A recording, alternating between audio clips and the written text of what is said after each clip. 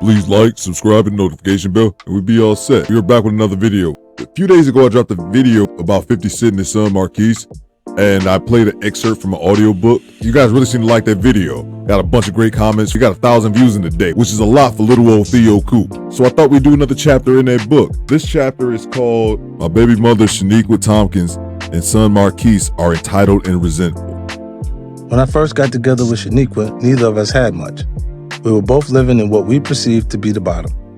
Our goals didn't extend much past having a decent place to stay, fresh clothes to wear. Then my situation changed, and I suddenly had resources at my disposal. A lot of resources. And I wanted to share them with Shaniqua. We weren't together anymore, but she was the mother of my son. She was with me before the fame, and I acknowledged and respected that. She saw me rise, and I wanted to help her find her own success. Okay. With that in mind, I would ask her, what you want to do with your life? Did she want to go to school? Did she want to learn interior design? Fashion? I kept asking her to identify the occupation that would provide her with some kind of purpose that could provide both wealth and personal satisfaction. Not only would this be good for her personally, but I also wanted our son to be raised by someone who had a career of her own. Okay. But no matter how many times I asked, Shaniqua never had an answer for me. I'd bring up different possibilities and scenarios, but there was never a connection. It was incredibly frustrating. I didn't like sending a check every month to someone who didn't seem to have any interest in working. She might as well have been on welfare back in the hood. The only difference here was she was getting a bigger check from me than she would have from Uncle Sam. It finally came to a head one day when I was visiting her and Marquise one weekend. So what do you want to do? I asked her once again. She looked at me, rolled her eyes, and said, ain't nobody working if they don't have to. Oh shit, I sputtered. Damn. I suspected people thought that way, but no one had been ill enough to actually say it out loud in front of me. You already did it, she said firmly. So why should I have to do it too? Wow.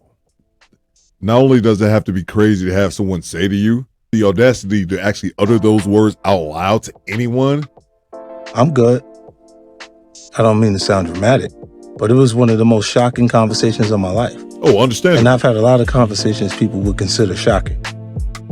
I'm extremely serious about the value of hard work.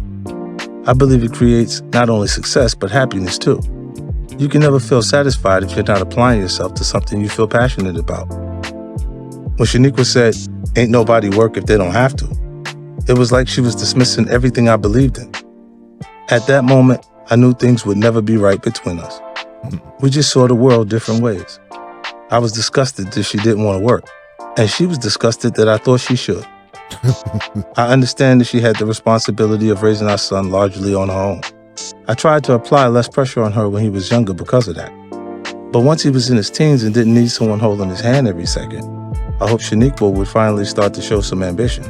Exactly. There was a period where she made some noise about getting into real estate. I thought that was a great idea. Atlanta was a growing market, and I offered to pay for the classes she would need to get her license. But after a few months, it was clear that the passion wasn't there. She wasn't excited walking into a house for her first time and envisioning all the possibilities for it, or by taking her older property, fixing it up, and flipping it for a profit. She just liked that being a real estate agent was something you could do from home. Of course, nothing ever happened. Looking back, I can see that the moment Shaniqua said, ain't nobody working if they don't have to, is when our relationship hit the point of no return. Up until then, I had visions that we could still fashion some sort of partnership. Maybe not romantically, but at least as parents with a common goal. A business we could start that would benefit our son down the road. Mm-hmm. When it was clear that she not only did not share that vision, but was actually offended by it, my attitude towards her completely changed. I became petty. It was like I was a fitness buff and she was obese. Every time she picked up another proverbial cookie, I'd be like, damn, you really need that cookie? It's just gonna go straight to your hips. I was barely conscious of it, but I was being mean in the hope it would embarrass her into some sort of action. It had the opposite effect though. The more I homed in on her lack of hustle, the more she began to resent me. The resentment kept building up between us until it matured into hate, a hate that is still present to this day. What's upsetting isn't that our relationship has become so toxic, but that she passed that sense of resentment and entitlement along to our son. Shout out to the homie, the Corey Joe channel. He left a comment telling me that he really liked the last video that I did on 50 Cent and his son, and said, hey, it might be a good idea for me just to do more audiobooks reactions. So you guys let me know. Would you guys like for me to do more audio reaction? And if so, what type of audiobooks? What books specifically? Let me know down in the comments. I like audiobooks as well, but I prefer motivational and educational books. I listen to books on goals and time management, topics that are interesting to me, but likely won't be entertaining in podcast form. But you guys let me know. And then also piggybacking off that other video, there was a guy named Kimba in the comments where we were talking about 50 Cent sending his son all those shoes for the online shoe store, and he said 50 still didn't do enough for his son. And I was like, dude, are you crazy? Like, what more did you want him to do? He gave him free inventory. Like, he's gonna have to stand on his own too. Like, what more could he do?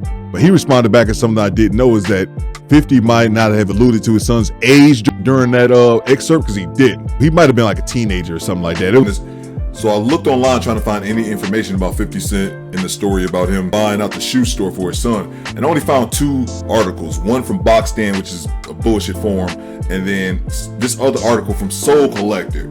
And it says 50 Cent's 13-year-old son Marquise planning to open online sneaker store. And this is dated April 2011, which was making his son about 13 at the time. That was a great story to tell, but 50 also didn't mention that his son was 13, so how could his son possibly be expected to create that store in itself? 50 definitely left that part out. I just wanted to put that out there. Baby moms, man, she kind of showed you who she was, man. Why would she work when you're sending her money constantly? And also, don't forget, it's something that I don't think I said in the last video, but we need to make sure that we are reiterating when speaking about this topic, is that 50 was sending his mom $25,000 a month. She did what a lot of women do in that situation, is they get greedy. He was giving me $25,000 a month. He was giving me $25,000 a month. So $25K a month. Then we took himself on child support. It turned into $6,700, bro. He put himself on child support, and that's what got it lowered down to the $6,700. So I actually know a woman personally who went through the same thing, ran into the system and got lowered than the obligation that her man was already sending her. And it just makes me laugh, man. Greed, it never pays off. But also 50 Cent, his hands aren't clean in this. And I said that in the previous video with him saying that his way of trying to get his ex to get her shit together was to try to shame her. He was trying to shame her into getting her shit together, but all that did was build resentment. And that resentment eventually graduated to hate, in which that hate was eventually transferred into your son. So at the end of the day, did you really win in that situation? Because you guys, let me know what you think after parting in the comments. My name's Theodore Cooper, but you can call me bitch. Do better.